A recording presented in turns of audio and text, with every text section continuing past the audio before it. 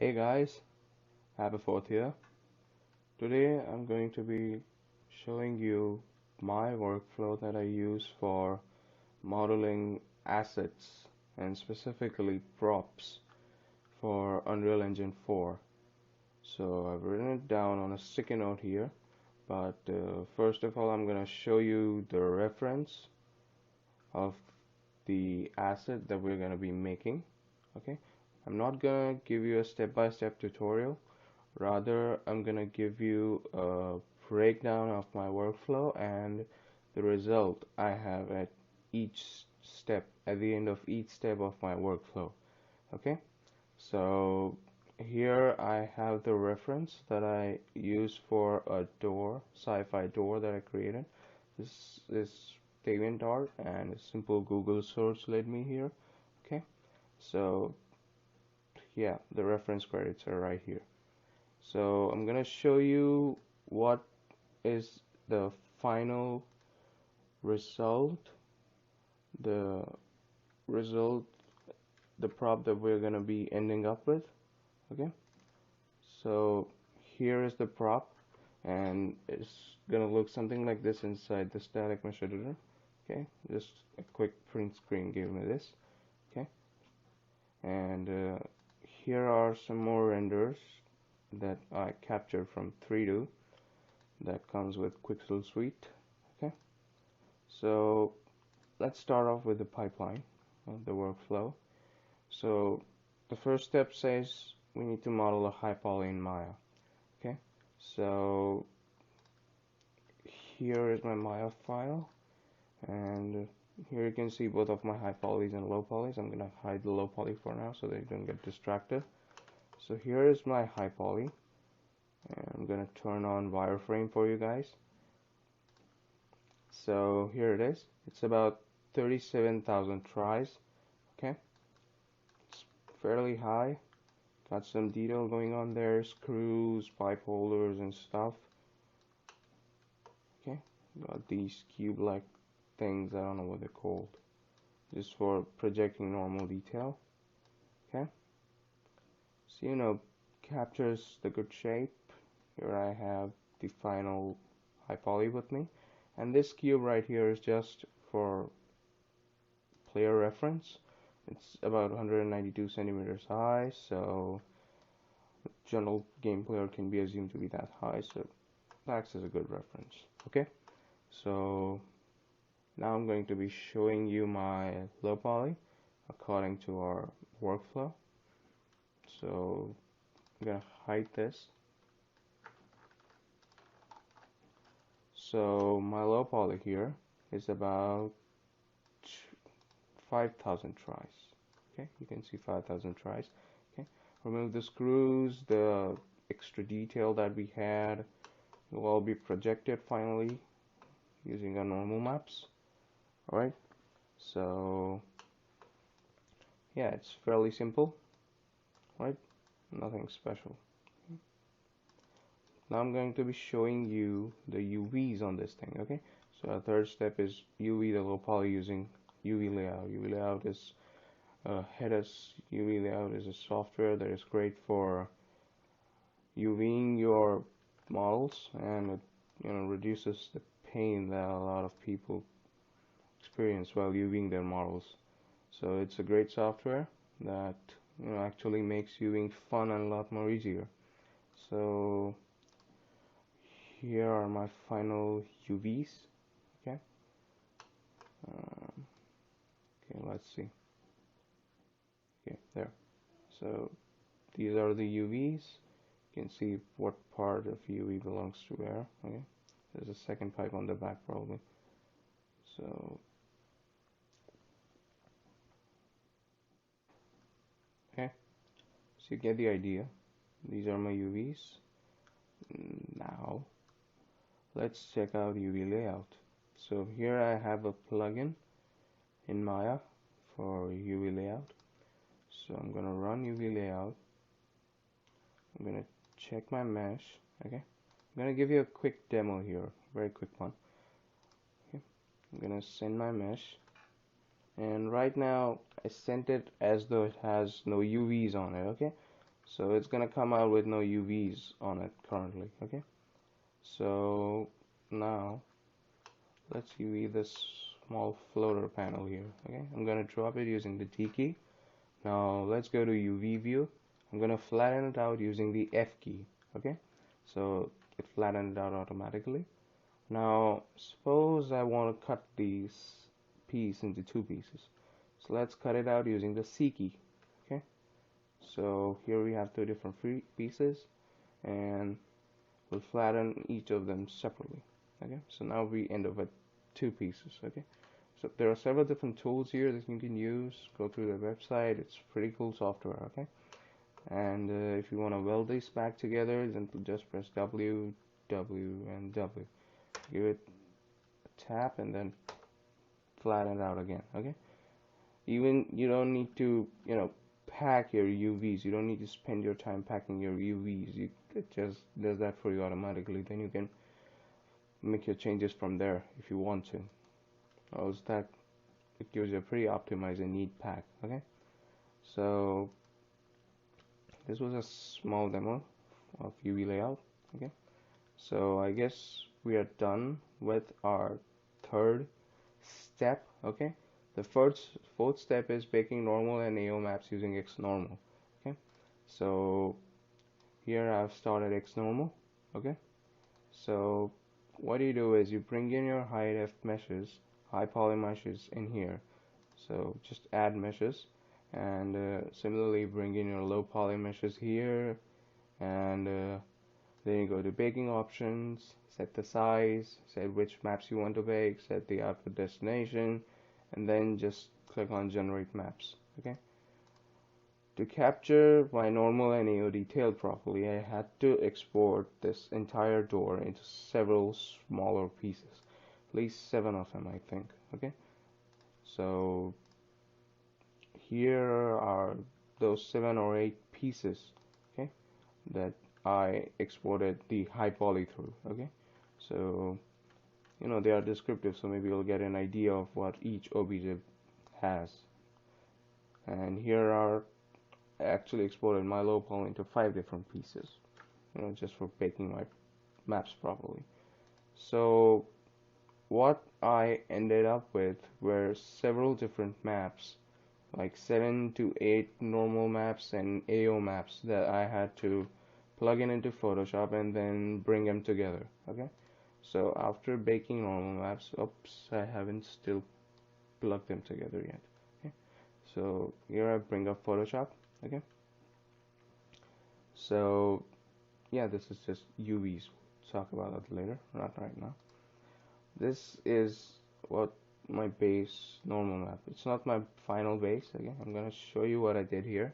So every normal map you bring in will have just a part of it that is normal detail, and the rest of it will be blank.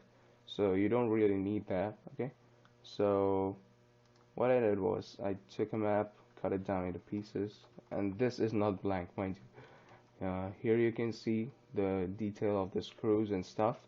Okay, so similarly I cut up other maps into the pieces where I only required them, and finally combining them together give me an okay base, not a great one, but an okay base to get started off with. Okay, now you can see some problems here right away. So these unnecessary colors right here are just of no use to us, and just gonna bring problems to our mesh. And you can see this detail, the circular detail that hasn't been captured properly. So we're gonna fix all of this inside of Undo. Okay, so let's start off. I'm gonna start off Quixel Suite. Okay, I'm gonna show you my AO maps later. Okay, we'll first check out what Undo is, and then we'll talk about my normal map. Sorry, my AO maps. So let's start off Undo. Okay, that's the Targa file. Where's the normal PSD file? Wait, I didn't bring up my normal PSD file that I wanted to show you guys actually. So just wait up. bring that up right now.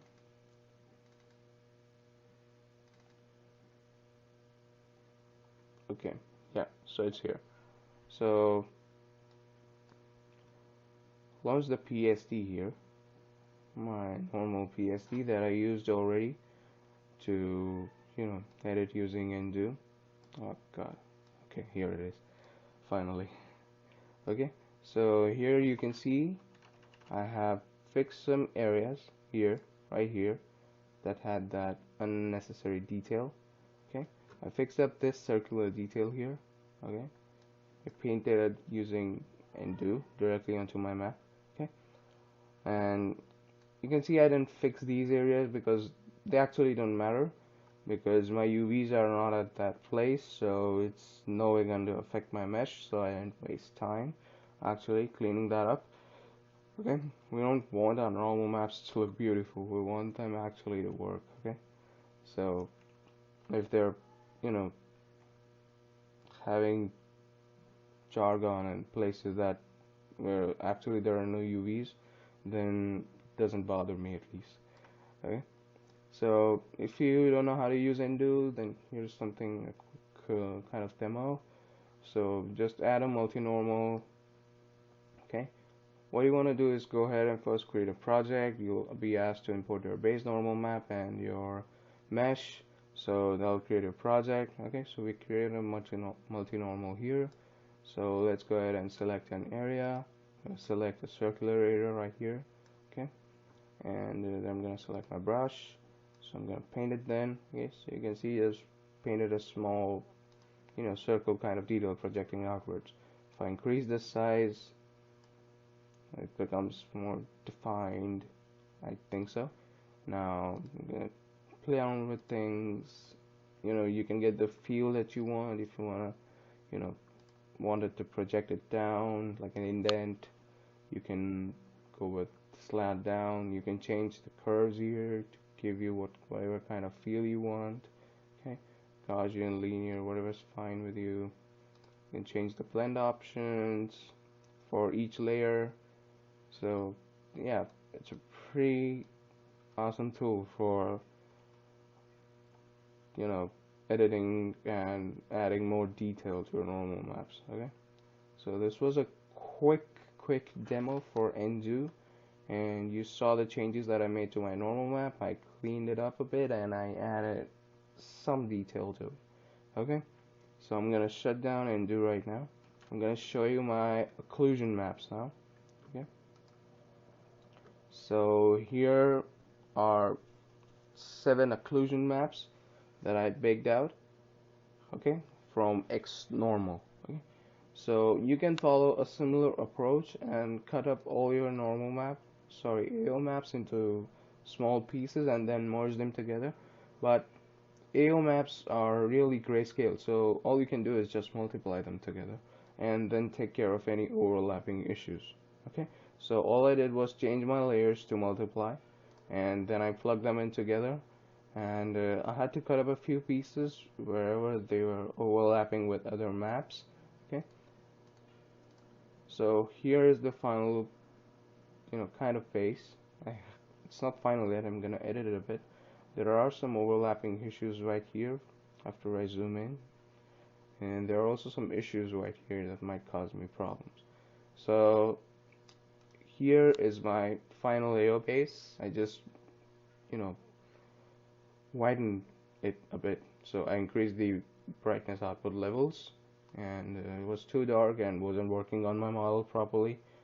So yeah, here is the final AO bake. Okay, and I'm gonna show you first. Let's see, where are we?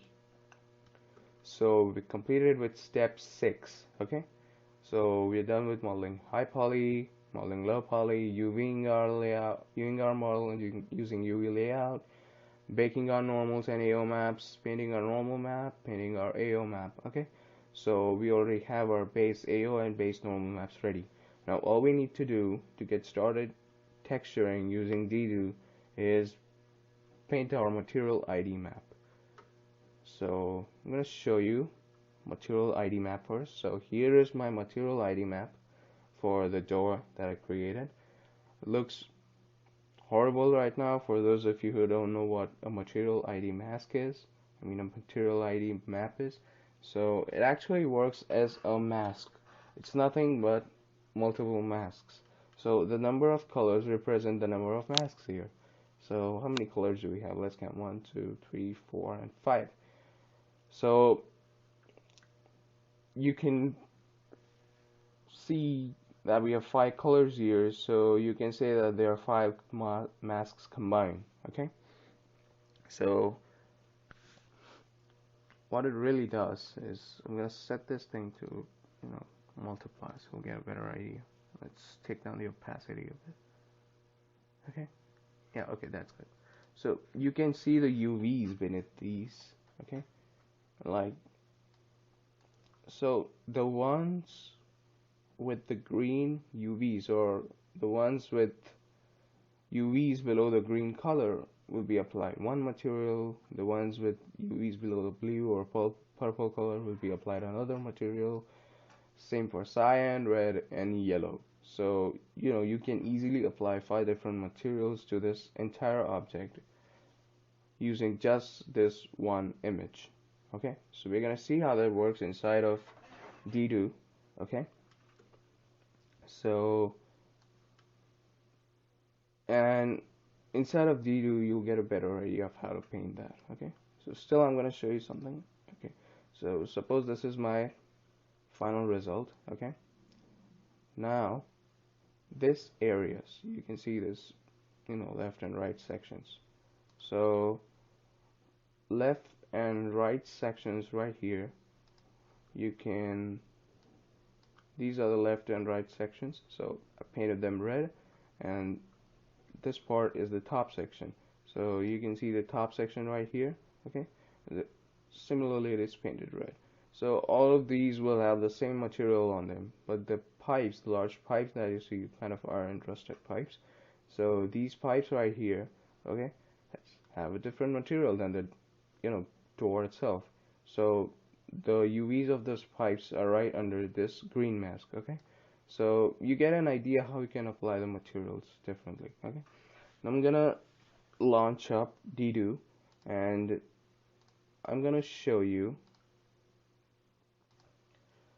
the basic texturing process inside of Ddo. I'm gonna cover the texturing inside Ddo in another video where I take you step by step through texturing this sci-fi door from scratch. So if you're new to Ddo, or would like to learn how to texture something like this in an easy manner, I take you through a step-by-step process of texturing it. So I'm gonna load my Ddo project. What I did is launch my Ddo up here. So I'm gonna teach you how to create a new Ddo project in the next video that I'm gonna create about texturing this sci-fi door. Okay, so I'm gonna load in my project. Okay, that's gonna bring in multiple maps: normal maps, middleness maps, albedo maps, and roughness maps. Okay, so it's gonna bring 4 maps in because I'm using the UE4 pipeline.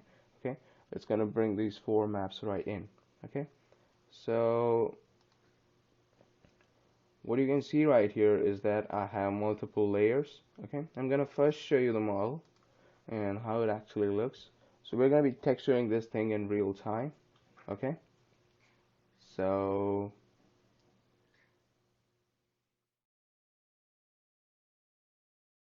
to let it load up for a minute, and okay, here we have our model. Looks completely textured right now. Okay, so I'm gonna set it to UE4 lighting. I'm gonna switch on the headlights so you can get a better look at this. Okay, and we're gonna start switching off layers one by one. So it's gonna take a while. So you'll see the model getting cleaner and cleaner as I remove the stains, the rust layers, the dirt layers, whatever I have actually. You can see the colors right here. You can see the cyan color. Okay, And you can see the 5 colors that we had on material ID maps. Okay, so if I choose red here, okay, this entire door will go steel. Okay, and the steel will be removed from this base right here that we see. Okay, and the entire door will go steel. Voila, it's steel. Okay, now this part actually has a different material ID map onto it, so it then goes steel. Okay, so I'm gonna change it back up to, whatever it was, cyan.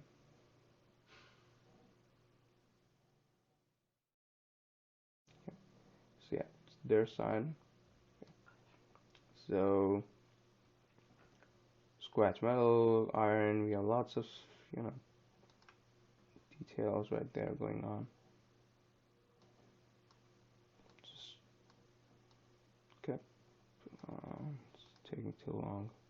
Switch off these layers. Come on.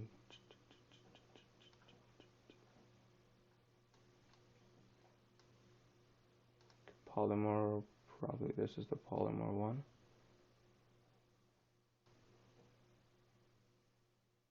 Okay, I think these might be fine for a start. Okay, so you see these couple of old painted machine layers here, machine painted layers here, right? So these painted machine layers are what these, you know, is the material that's applied to the base of this door. Then the stained brush steel material, sorry about that, is applied to the base of this door. You can see the normal detail coming through really nicely. Okay, so these screws and everything, it's just big normal detail, nothing else. Now I applied a cast iron material to this pipe. You can see right here. Okay, this pipe actually has a cast iron material in it, and I added a lot of rust to it. Okay, so kind of looks pretty neat. So it actually goes with our reference. You can see the rusty pipes here. I really love these pipes. So Photoshop. Okay, so here we have the rusty pipes good to go. Okay, and then I added some, I'm gonna be switching on layers one by one, so I'll get a feel of what's going on. Okay, what each, you can see the change in real time, what each layer brings to the model.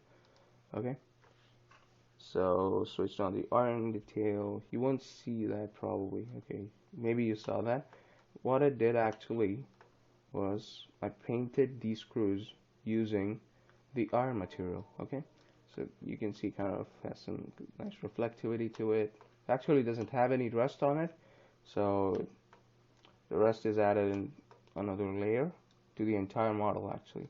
So you can see these small screws that I painted iron with iron again.